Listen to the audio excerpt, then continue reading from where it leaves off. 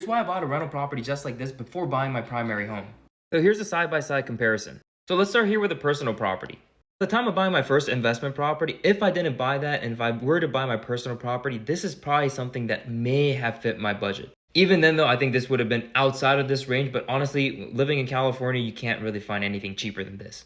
So if I were to buy this $379,000 one bed, one bath property, that means my estimated monthly payment would be $3,492 every single month.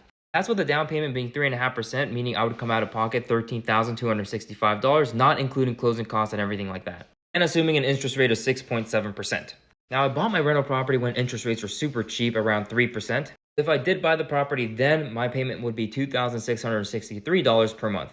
Now, that does include the PMI, taxes, insurance, and HOA fees here, but that doesn't include costs for utilities and maintenance. If I were to buy my personal residence, I would actually come out of pocket $13,265 for my down payment. Of course, there'll be more with closing costs and whatnot, but let's just not account for that for now. Because I don't have any type of tenant, my cash flow is going to be zero.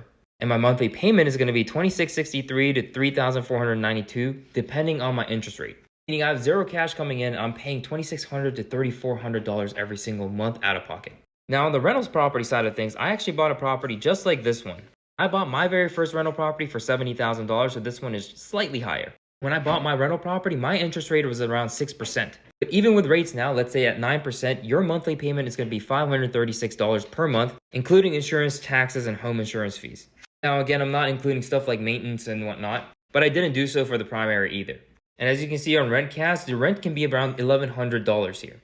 That means that your down payment at $14,200, which is a little bit more than what their 3.5% would be on a down payment on a primary home. Your cash flow is going to be the $1,160 that you'll collect from rent, minus the monthly payments. You can be cash flowing $624 per month. Granted, you might not get top of the market rent at $1,160, but even if it's at $900, you'll still be cash flowing about $400 a month. For that reason, I decided to buy rental properties instead of buying a primary home and have multiple of these cash flowing investment assets, so that eventually the cash flow from my rental properties will pay for the expenses for my primary home.